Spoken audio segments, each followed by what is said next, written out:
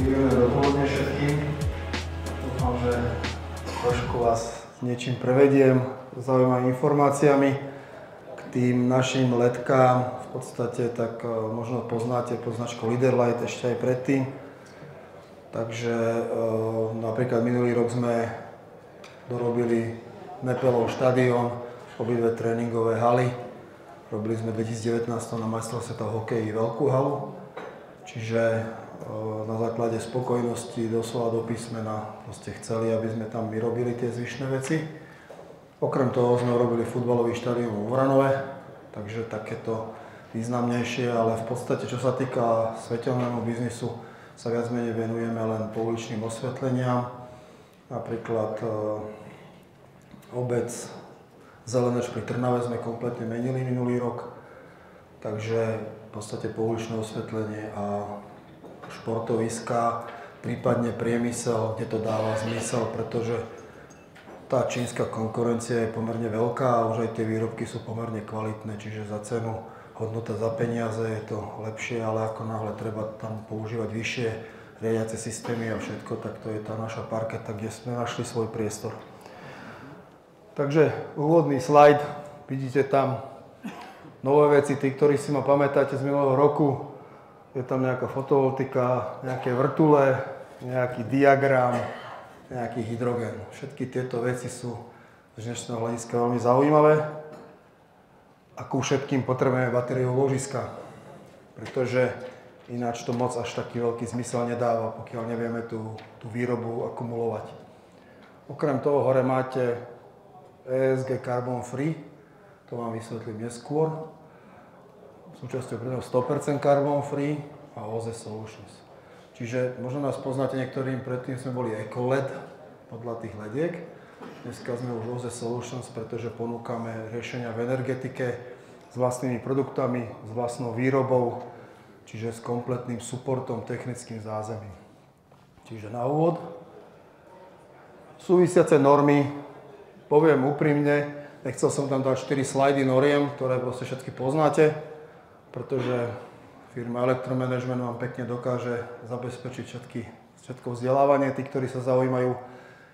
Ale keďže som to chcel zatraktívniť, tak som pichol do umelej inteligencie. Vyhoďte mi normy, ktoré sa dotýkajú batériových úložísk, ktoré sú zaujímavé. Takže tu sú zobrazené.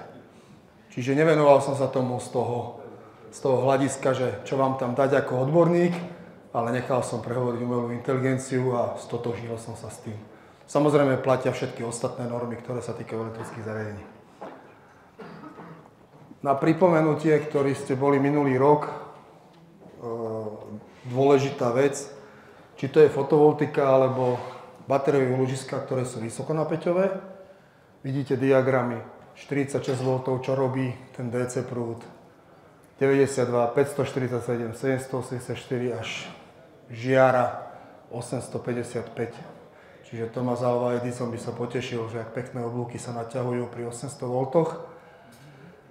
A potom samozrejme súčasťou toho bola minulá prednáška vlastne ako hasiť, bezpečné vypnutie, lítiové špeciálne médiá. Máme certifikované médiá Falcon, ktoré je vlastne aj požiarny zbor v rámci štvortestovania. Česko, Slovensko, Slovinsko, Maďarsko proste prešli certifikátmi s účinnosťou pre batériové úložiská až 97%. V porovnaní s štandardnými produktami, nebudem menovať značky, ale na trhu, tak tá účinnosť je niekoľkonásobne lepšia. Hej. Čiže poviem ďalej. Náš výrobný závod, priamo pod ním je link, prezentáciu máte súčasťou vecia, čiže viete si pozrieť tú našu fabriku. Potom máte vlastne stránky LED.sk, články TZB od slnka po zásuvku 1 až 5. Dostali ste to v priložených materiáloch vytlačené, pretože s TZB sme sa dohodli, že taký manuál o fotovoltike aké sú fotovoltické systémy cez on-gridy, off-gridy, hybridné systémy, batériové úložiska, nabíjanie z fotovoltiky. By bolo dobré, keby sa to nestratilo len v dave katalógov alebo v dave magazínov, ale spravili sme takú brožúrku, ktorú vám pani Bartošková priložila k tým našim materiálom. Čiže môžete si to tam pozrieť, prípadne náš YouTube kanál, prednášky predchádzajúce. Znova na pripomenutie, aké sú technológie batérií. Tuto je najdôležitejšie vlastne to, že každá tá chémia tej batérie je na niečo lepšia, na niečo iná. Hej, NMCčko, elektromobily, LFPčko, batérie úložiska, veľmi rozmnožené teraz a proste naozaj najlepšia kombinácia cena-kvalita. A potom litium titánat oxid, ktorý v podstate má nízku energetickú hustotu, ale znese veľmi hrubé zaobchádzanie pre tzv. Booster technológie. A čo je tu najdôležitejšie, tak vidíte to XX ampere hodiny. Čiže toto charakterizuje vlastne tú baterku, akým spôsobom sa stráni. Spodný graf vám ukáže, že kde je čo v podstate najlepšie. Že keď si pozriete to zelené LTOčko, tak má veľmi dobré performance, veľmi dobrý lifetime cyklus, čiže až 25 000, ale v podstate intenzita výkonu, energetická hustota a ekonomika je úplne inde. Hej? Čiže každá baterka je na niečo hodná. Dôležité sú aj tie napätia, lebo vlastne tým, že to skladáme do väčších polí, tak v podstate musíme tieto napätia zohľadňovať. Čiže napríklad pri LTOčku 2,3 V máte ďaleko vyššiu v podstate počet batériových článkov sérií zapojených, ako má LTOčko, či LPFko a NMCčko má ešte menej. Čiže dôležitá ďalšia vec k baterkám, že vlastne state of charge alebo DODčko je vlastne opozit, to znamená, že rozdielna metodika určovania. Spomenieme si tomu trošku neskôr, prečo to tak je.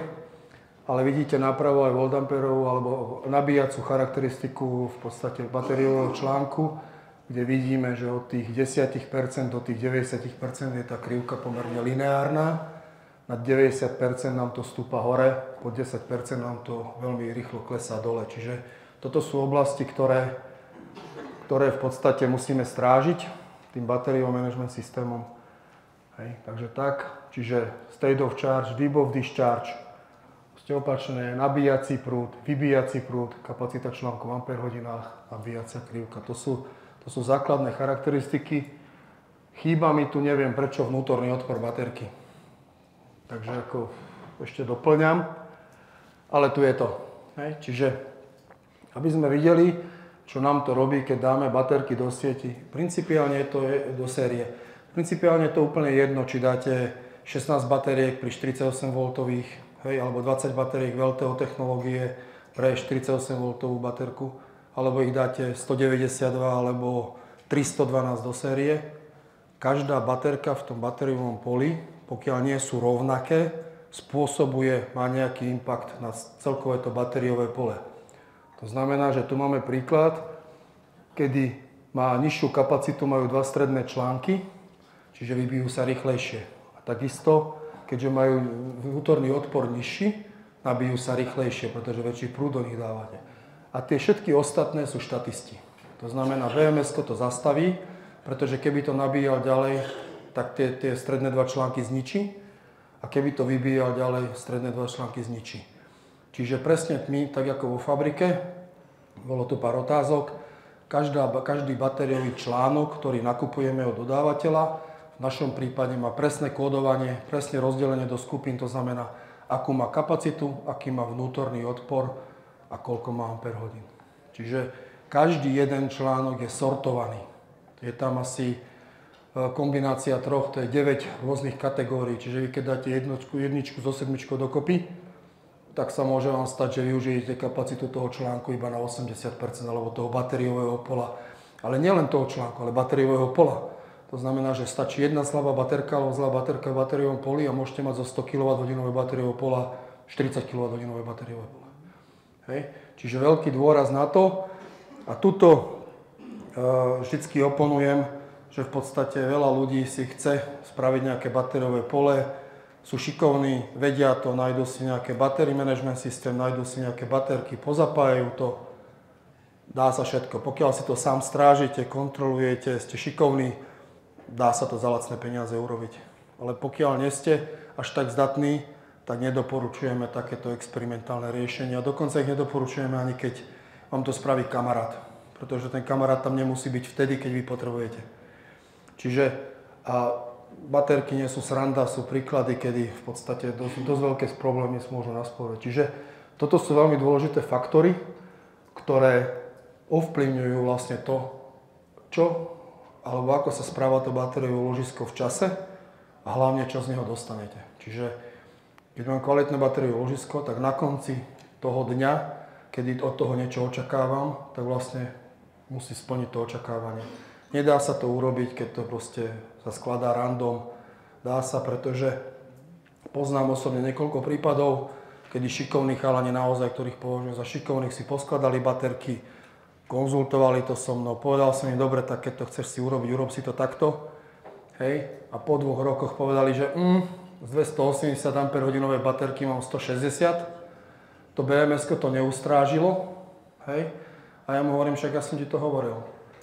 A pred pol rokom, keď to spravil si, tak sa chválil na Facebooku a všade, aké to je super a za 1000 má 5 kWh. Hej. A hovorím mu, no a teraz sa pochváliš na tom Facebooku, že po 2 rokoch si zistil, že to je odpad. A prečo by som to robil? Presne toto je to, že nikto sa už potom neprizná. Každý sa pochváli, ale nikto sa neprizná a potom samozrejme tí ďalší sú povzbudení a proste opakujú sa to a bude sa nám množiť veľký odpad za chvíľu na skládkach.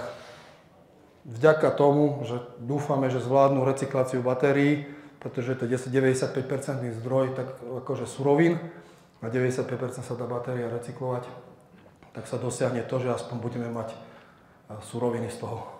Hej. Takže naozaj treba to zvážiť, či to stojí za to, alebo nestojí to za to. Pardon. Ako je zložené vlastne batériové ložisko, čo je dôležité, v podstate skladba batériového modulu, čiže batériový článok, vysvetľoval som nejaký holder, čiže v niečom to je uchytené celé. Samozrejme výrobcovia to chcú nejak zlacňovať azijsky, tak to stiahnu len nejakými páskami lepiacimi a pozvárajú kontakty a urobia to proste čo najjednoduchšie. Nedá sa potom s tým nič robiť. Nie, my máme každý článok separátne, môžete sa vonku pozrieť, máme na stoli ten článok normálne real, to znamená vrátanie batériek, má to 38 kg, viete si to pozrieť.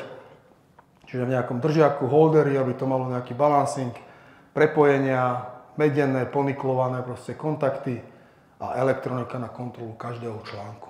Vrátanie teplôt, vrátanie všetkého. Potom vlastne máte battery management systém a ten sa stará o to, že číta z týchto jednotlivých jednotiek údaje a podľa toho sa správa. Hej? To znamená, že chráni tie batérie, komunikuje s meničom, merá stav nabitia baterky, vybitia nabitia, čiže my to máme tak, že reálne preteká cez prúdový bočník, proste ten prúd hore-dole a podľa toho meráme aj počet cyklov. Čiže nie je to tak, že tak nabilo sa mi to tak jeden cyklus, nabilo sa mi to, vybilo jeden cyklus, ako to je pri tých iných BMS-kách. Nechcem hovoriť, akých na Alibabe kúpených. Čiže meranie teploty, balansovanie článkov aktívne, pasívne, prípadne aktívne. Keď sú tie články veľmi dobre vybraté, selektované a tie baterky sú kvalitné a nie sú zmiešané z rôznych období, čo väčšinou tí veľkoobchodníci na Alibabe majú, že majú články z roku 2020, 2021, 2022, potrebujete 100 kusov, šup, vám to pomiešajú, všetky majú rovnaké parametre. Zapojíte ich do série, dáte ich zmerať a zistíte, že ste úplne inde. Môžete reklamovať, lampáreň sa volá, kedy tomu hovorilo. Hej, čiže naozaj dôležité, aká je skladba, čiže máme tzv.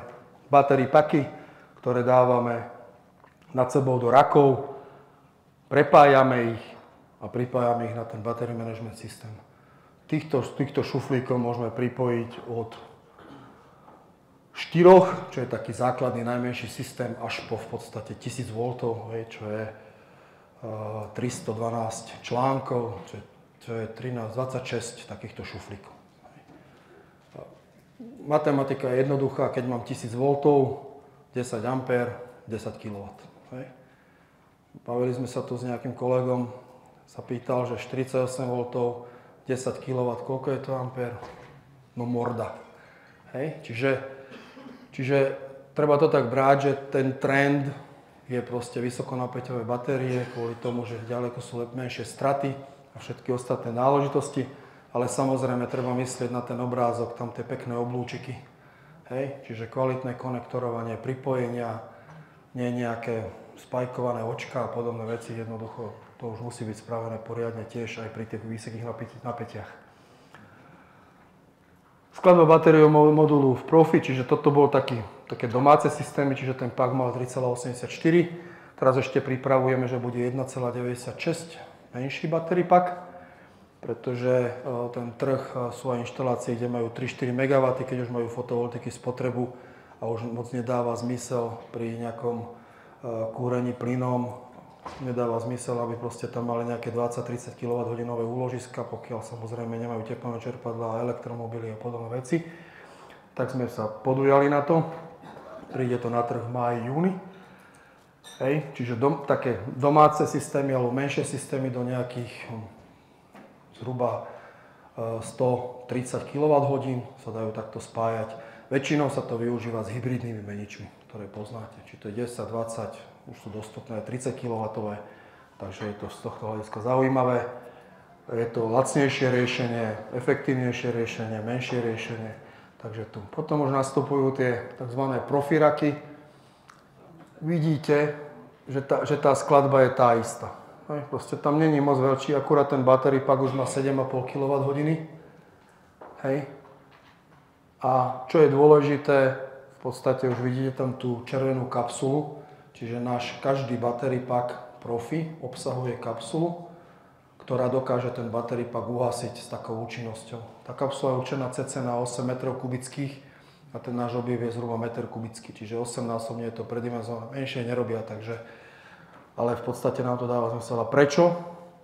V našom battery pakom to dáva zmysel, pretože my celú tú štruktúru batériového paku, vrátane chladenia, kúrenia, klimatizácií máme navrhnutú tak, aby sme celé pole mali poprepájané, tzv. Komínový efekt, to znamená, zdola to kúrim, chladím, zhora to proste môžem hasiť, keby niečomu došlo. Samozrejme, nestalo sa nám to za tých pár rokov, sem tam niečo zaiskrilo, ale nestalo sa nám, že by naše baterky tým, že naozaj tie kontakty a všetky tie veci sú poriadne urobené, nestalo sa nám, že by sme mali nejaký problém s tým. Ale vždycky na to kladieme dôraz. Vždy. Pretože to potenciálne riziko je stále. Toto poznáte, čiže nejaký riadiaci systém a tuto proste tie píky, peak shaving, off peak, odloženie spotreby. To vám v podstate nemusím asi vysvetľovať, to je veľmi zrozumiteľné, nakreslené tam na tých grafoch. Skôr si povieme o tom niečo tu.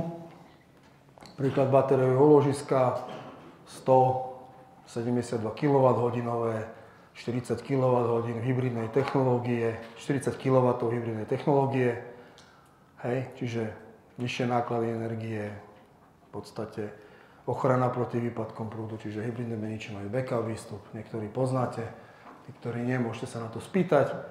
Hej, rezervovanú kapacitu si viete znížiť, pretože si viete pomáhať s tým, strážiť rezervovanú kapacitu. Hej, čiže najlepšie ceny na trhu, spotové ceny nákup, dodávka. Všetci viete, že dneska ešte tie ceny sú dotované na Slovensku. V Čechách už to je atraktívnejšie, u nás je to ešte také skosnatele, ale principiálne je otázka veľmi krátkeho času, kedy vlastne postupne všetci poprechádzajú na spotové ceny, pretože jednoducho to bude trvalo neudržateľné to, čo vláda robí v rámci tých dotovaných energií a tým pádom vám to bude lietať. A keďže máte možnosť mať batérie, tak tie batérie sa môžu starať o znižovanie vlastne vašich nákladov na elektriku.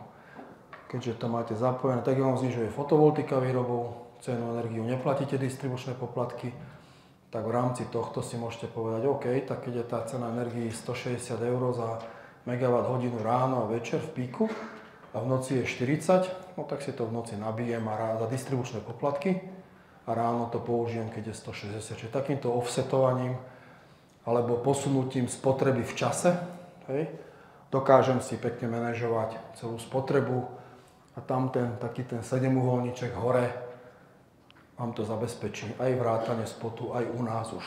hej, v Čechách tiež. Hej, čiže tým pádom môžete aj dodávať elektriku. Teraz je strašne moderné to, že prišla fáza, že môžeme zdieľať tú elektrickú energiu. Hej, čiže teoreticky doma si môžem nastaviť menič, spriahnuť to s nejakým meničom mojej mamy. Hej, a jednoducho, keď ona potrebuje tú elektriku, ten kW, 2 kW večer, tak ju môžem posielať cez tú distribučnú sieť za distribučné poplatky, pretože výrobu nikdy neplatím. Toto je ten benefit teraz, čo zaviedli energetické spoločenstva a zdieľanie energií, je vlastne to, že dokážem, keď mám fotovoltiku, zdieľať v čase. Ale keď vyrábajú všetci, keď svieti slnko, všetci vyrábajú, tá energia nie je nejaká drahá, hej, dokonca záporná v niektorých momentoch. Minulý rok to bolo cez 100 krát na Slovensku, keď bola cena záporná, tak vtedy to není moc efektívne. Ale keď si nabijem tú baterku a moja mama potrebuje 2-3 kWh večer, tak proste nemusí platiť spot, zaplatí si ten distribučný poplatok. A vlastne firma to dokáže preniesť z miesta na miesto. Čiže to je tá spotreba odložená v čase aj u seba, aj u toho ďalšieho miesta, čo je to isté platí vo firmách. Hej. Čiže medzi firmami si to viete zdieľať, medzi spoločenstvami si to viete zdieľať, ale treba to vedieť nastaviť. Čiže tie baterky dostali ďalší rozmer týmito energetickými spoločenstvami. Takže toto je veľmi zaujímavé, že proste naozaj, že tie návratnosti sa pri efektnom systéme dokážu veľmi rýchlo skracovať. Hej, čiže to je to priama účasť na energetickom trhu. To by som rozporoval, ale proste my zastávame názor, že proste tú energiu, ktorú si vyrobíte, by ste si mali aj spotrebovať a nemal by byť ten prioritný cieľ, ako dodávať to niekde zo siete, lebo niekto to od vás vykúpi. Podľa mňa to není dobrý názor, je to bezohľadné, pretože poznám prípady, kedy majú spotrebu 3-4 MW za rok, rodinné domy, majú 10 kW fotovoltiky na strechách a suseda mu nechcú pripojiť. Takže je to svojím spôsobom trošku aj bezohľadné a keďže tie naše distribučné spoločnosti sú žiaľ také skosnatelé, tak to tak je. Ale možno príde, že tomu 10 kW mu povie OK, ty máš 10 kW fotovoltiku, maj si ju, ale do siete budeš dodávať 3 kW a pripojať niekoho ďalšieho. Čiže je to o tom, že akým spôsobom tá direktivita alebo vlastne tie predpisy si vytvárajú tie distribučné spoločnosti. Hej? A samozrejme ohľady, prehľady, vyjadrenia a všetky tie veci sú k tomu spojené. Ale to je vlastne to batériové ložisko. Je úplne jedno, či je 10 kWh, alebo 1 MWh, alebo 5 MWh, stále to funguje principiálne rovnako. Stále sú tam tie baterky, stále je tam ten manažment, stále je tam nejaké riadiace jednotky, stále sú tam nejaké meniče. Čiže netreba sa toho báť. V podstate baterka je v podstate to isté, čo fotovoltický panel alebo veterná turbína. Hej. Čiže naozaj a toto vlastne dáva zmysel, že akýkoľvek ten obnoviteľný zdroj, keď chcem využívať, tak bez tej baterky nie som jeho pánom, som iba štatistom. Keď tú baterku mám a mám šikovný manažment systém, tak si ju dokážem proste manažovať sám. A čo vlastne pripravujeme? V podstate hovoríme tomu, že Renewable Energy Storage System, Peak Shaving, Energy Booster, vyrovnaný spíšek, zvyšovanie MRK a samozrejme všetky tie benefity, čo tam sú. Je to v podstate batéria, ktorá môže sa takto skladať. Čiže 10 kW menič až do 62 kWh, 39 kWh menič až do 154 kWh, 49 kWh menič do 154 kWh. Viete, prečo sú tam 39-49? Pretože keď chcete u zákazníka fotovoltiku nad 100 kW, viete, čo to znamená. Alebo 100 kW. A keďže máte proste, v tomto prípade si môžete spraviť 50 kW menič, na ten môžete dať až 75 kW píkov panelov, alebo 60 kW menič a môžete na to dať až 90 kW píkov panelov a s tým 39 kW meničom je to 99. To znamená, nepotrebujete žiadne pripojenia na centrálu. Čiže takto to je pripravené, takto to budeme dodávať. Meniče v tomto prípade nám robí firma Vonš z Brezna. Čiže slovenské, celé to je Made in Slovakia. Tam okrem článkov a nejakých komponentov proste nenájdete nič. Od jednakiaľ ako zo Slovenska. Čiže preto je to aj to logo slovenský výrobok, podržme sa navzájom. Proste keď budeme podporovať slovenských výrobcov, tak budeme sa mať všetci lepšie, pretože je to jednak zamestnanosť, jednak všetko ostatné tam je.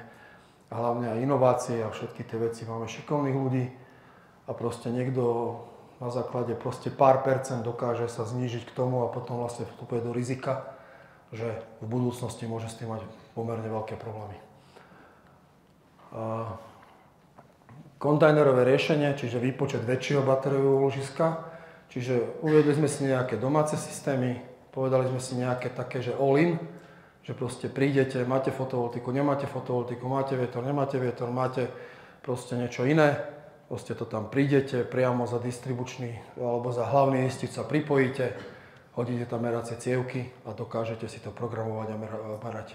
Dokonca nemusíte mať žiadnu fotovoltiku ani nič. A s tými baterkami môžete nakupovať, odkladať spotrebu, dodávať, zdieľať tú energiu, tzv. Offsety viete s tým robiť. Takže proste tá baterka nie je len o tom, že proste ju potrebujete k fotovoltike. Baterku môžete mať aj bez toho. Čiže firma, ktorá je v nájme, čo nemôže nič, hej, proste má prívod, istič, meranie a chce šetriť, chce byť zelená, chce znižovať uhlíkovú stopu, môže použiť baterky. Lebo na strechu nemôže dať panely, nemôže nič. Hej, čiže takto. Čiže viete, batériové úložiska, ako to my navrhujeme počítať, samozrejme, že niektorí úradníci od papierov to vidia ináč, my to vidíme takto, že keď mám takýto kontajner, ktorý je zložený zo 600 kW v meničoch a 924 kWh v baterkách.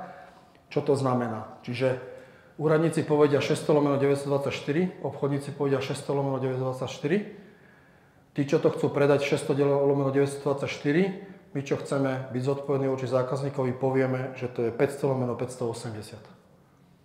Pretože keď niekomu povieme, že máš záruku 5 rokov, a extra záruku na komponenty 10 ešte ďalších 5 rokov, že 10 rokov, tak proste chceme byť zodpovední.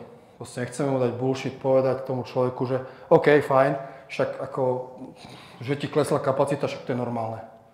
Ale keď chcete robiť tie podporné služby a chcete robiť tie veci, tak vy musíte mať svojím spôsobom istotu v tom, že to batériové úložisko vám to splní. Hej? Aj za 5 rokov spravíte zmluvu a zrazu zistíte, že nemáte 900, ale máte 600 kWh a on po vás bude chcieť 700 kWh, lebo v zmluve máte 924.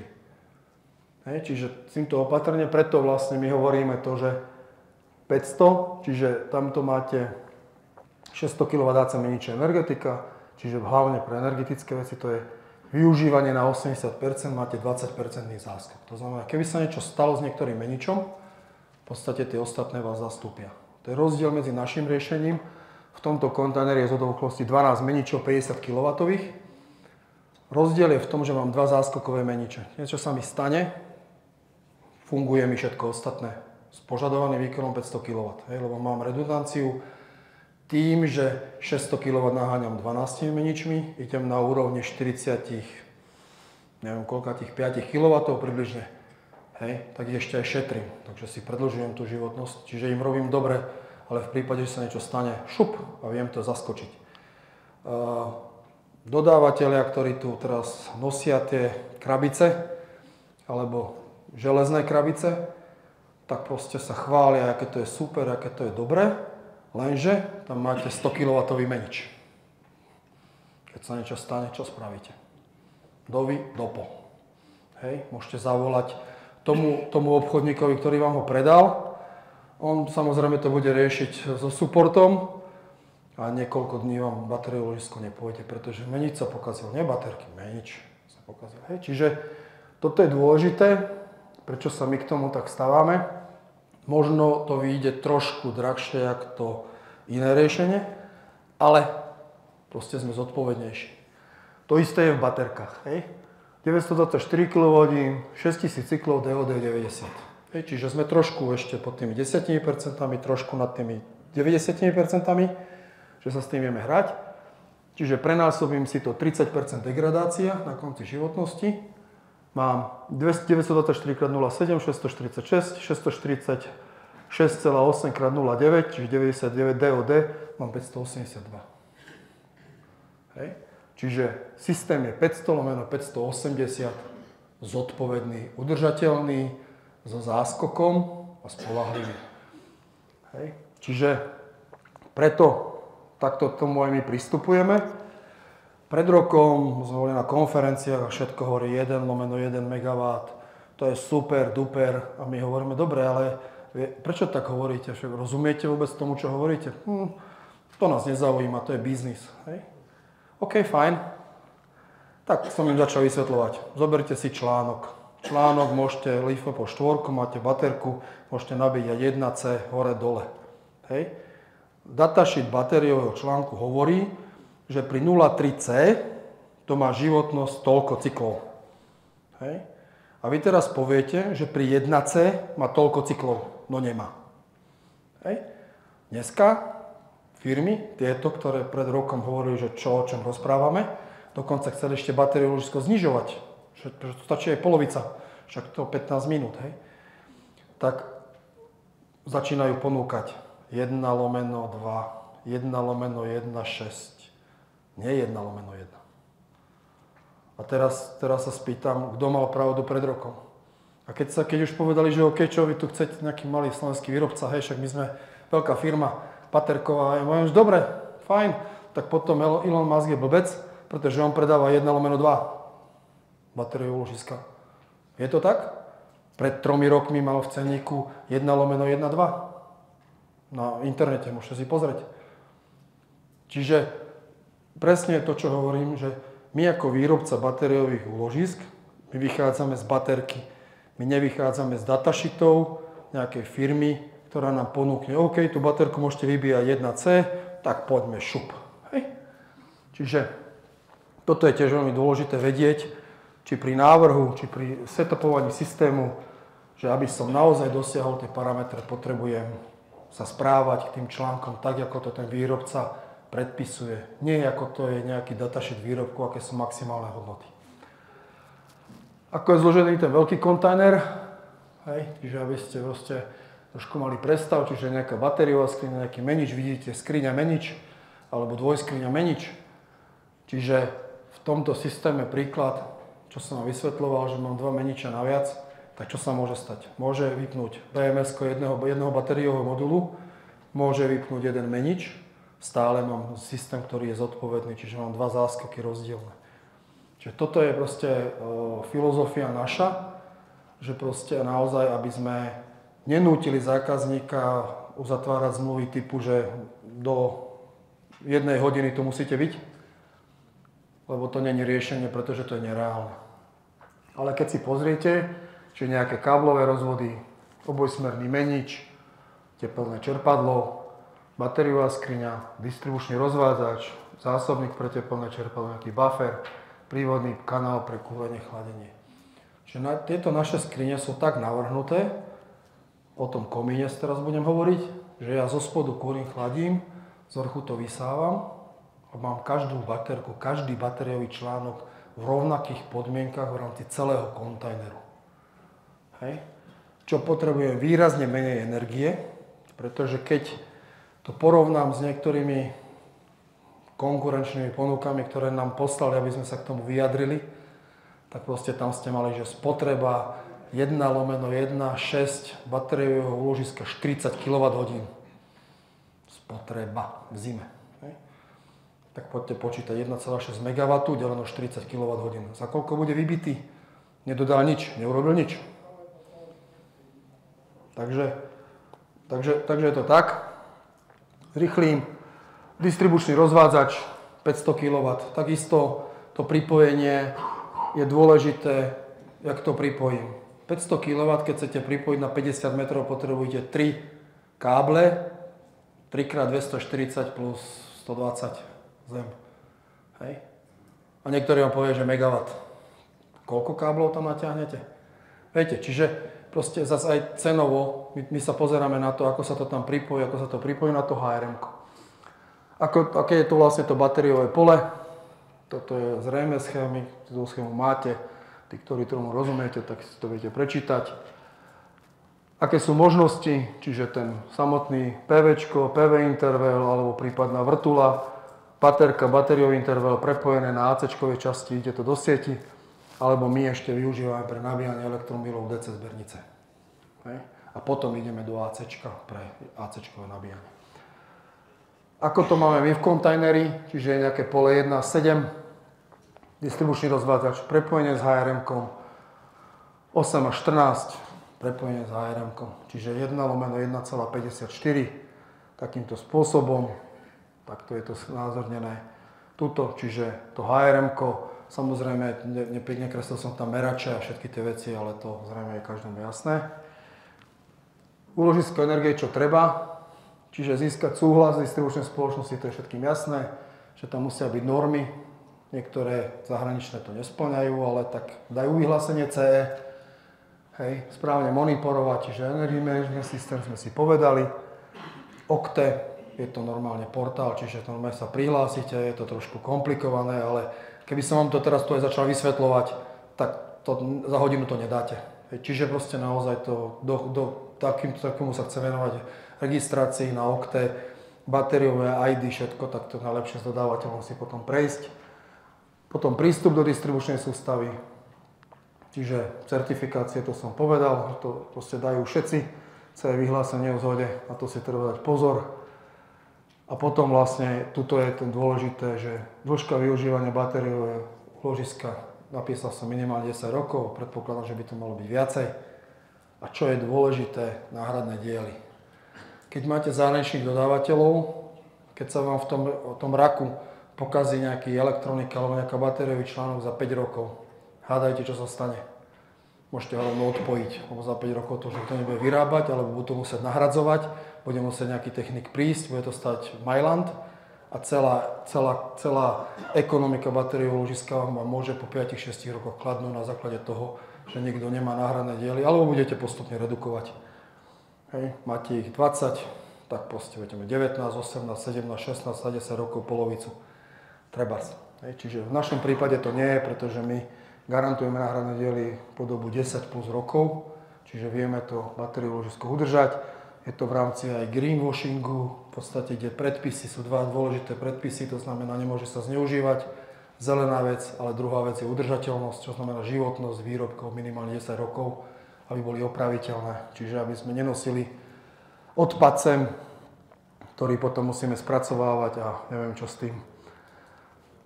Aké máme nejaké certifikáty, ten najdôležitejší, najnovší, čo máme, v podstate OZE Solutions, naša spoločnosť je ESG, certifikovaná E-ratingom. To znamená, že máme dobrovoľný ESG certifikát, skóre A. Hej. Čiže všetci už nejako okolo toho vás chodí, keďže my chceme ísť príkladom, ako technologická firma, ktorá ponúka riešenia. Ponúkame riešenia v rámci batérií, vrátane uhlíkovej stopy, tak v podstate musíme ísť príkladom. Hej. Toto, tam je aj tých pár fráz, hej. Vždy sme išli nejakou vlastnou cestou, oceňujú zákazníci naše riešenia. Udržateľná budúcnosť je, kedy technologické firmy príjmu tú výzvu a idú príkladom, hej, čo je v našom prípade už potvrdené, hej, a stále ponúkame viac. Čiže nie je to len o baterke, ale je to, že ponúkame viacej. Tu sú spoločnosti, čiže EVGP výrobná značka, OZE Solutions, tá hlavná firma, okrem toho je značka Leaderlight, ktorá už je súčasťou OZE Solutions. A v podstate vytvorili sme celý produkt carbon free. Môžete sa pozrieť na stránke 100carbonfree.com, kde je to všetko vysvetlené ohľadom uhlíkovej stopy, certifikátov, je tam kalkulačka firmy, všetky tie náležitosti. Čiže služby v oblasti ESG, riešenia 100% uhlíková neutralita. Čiže vytvorili sme produkt, kedy vieme ponúknuť firmám proste kompletné prevedenie ESG-čkom až po uhlíkovú neutralitu v stanovenom čase, ktoré si oni stanovia za plánovaných investícií. Si to viete pozrieť. To je to, čo som už spomínal, že sme ESG certifikovaní. Zaviazali sme sa, že v roku 2025 budeme uhlíkovo neutrálni. Veľa ľudí sa zasmeje, proste, ale my už dneska máme vlastné zelené offsety, Čiže my máme už stromy posadené na to, aby sme karbonizovali ich, aby sme si vlastne započítavali uhlíkovú stopu a dokonca po roku 2025 chceme robiť to, že keď my budeme dodávať nejaké produkty zákazníkovi a zákazník povie, že 2030 chcem byť uhlíkovo neutrálny, tak my do tejto doby tú uhlíkovú stopu, ktorú my v rámci Scope 3 urobíme, mu zmažeme. Hej. Čiže nebudeme mu to vstupovať. Novinka. Vo fabrike už využívame obnoviteľné zdroje až na 70%, proste dokážeme eliminovať. Na budúci rok to chceme až na 100% dotiahnuť a v podstate naplánovaný výrobný závod Lučenci budeme mať na sériu výrobu batériových úložisk. A v podstate už len v krátkosti, aby ste možno vedeli, čo sa vám tak mieša v hlavách koľkokrát, že čo je čo, tak hore máte fotovoltiku, baterky, vrtule, prípadne tam môže byť vodík. To sú CO2 znižujúce projekty. To znamená, že porovnáva sa to s tým, že máte normálnu spotrebu, tam má nejakú uhlíkovú stopu tá výroba a na druhej strane máte obnoviteľný zdroj energií, ktorý túto stopu maže. Čiže znižujeme. A potom samozrejme nikto nedokáže všetko spraviť obnoviteľnými zdrojmi, to by ste museli mať firmu len tak, že máte tam megawatovú elektráreň. Ale proste vždycky niekto podniká, chodí autom, má zamestnancov. Potom sú tzv. Sekvestrácie, to znamená zalesňovanie, CO2 pohlcujúce projekty. Čiže toto treba rozlišovať, čo je znižovanie CO2 ako kompenzáciou, čiže offsetom, a to, čo je ničenie tej CO2. Čiže sú rôzne metodiky, oni to zachytávajú, ukladajú do zemi. Proste poviem vám to len tak ľudovo povedané, že keď vy strom posadíte, logicky vám to vychádza, áno, však on potrebuje tú CO2, on narastie, vy ho za tých 20 rokov odpílite a spalíte v biokotli. Viete, čo ste spravili? Akú uhlíkovú stopu? 0. Pretože všetko ste dali naspäť. Preto je dôležité vedieť aj to, že keď ja ten strom posadím a vyrastie, mám dve možnosti. Buď ho offsetujem oproti natívnym lesom, hej, to znamená, že zachránil som ten natívny strom, ale to je proste iba tá dobročinná vec a potom je to to, že vy musíte vlastne tú biomasu, aj tú drevnú hmotu, ktorú používate, uložiť. Tak, jak napríklad Microsoft chce odsávať CO2 a ukladať to do zemi. Hej. Čiže takýmto spôsobom sa to proste likviduje. Čiže nie je to tak, že mám strom, tak som zelený. Proste ten strom má svoje veci. Pokiaľ ho nevysekám nikdy v živote, hej, tak proste je to OK. Ale pokiaľ to mám za účelom toho, že dneska už aj fabriky, ktoré produkujú elektrárne na biomasu, ktorá je podporované, dokonca už aj vlády niektoré pochopili, že to nie je cesta až taká k udržateľnosti, pretože vlastne aj keď majú filtr, aj keď majú všetky veci, tak proste dodávajú tú CO2 do vzduchu, tak v konečnom dôsledku nie je to až taká tá zelená energia, hej, ale hlavné, čo je, tak zavádzajú prísne režimy, že proste musia byť tieto biomasy z výsadieb. Nesmie to byť z proste natívnych lesov. Takže veľmi pekne ďakujem, som tu celý deň, takže ak máte nejaké veci k problematike, tak budem rád, keď sa na to spýtate. Takže ešte raz veľmi pekne ďakujem a prajem všetko dobré. Ďakujeme veľmi pekne.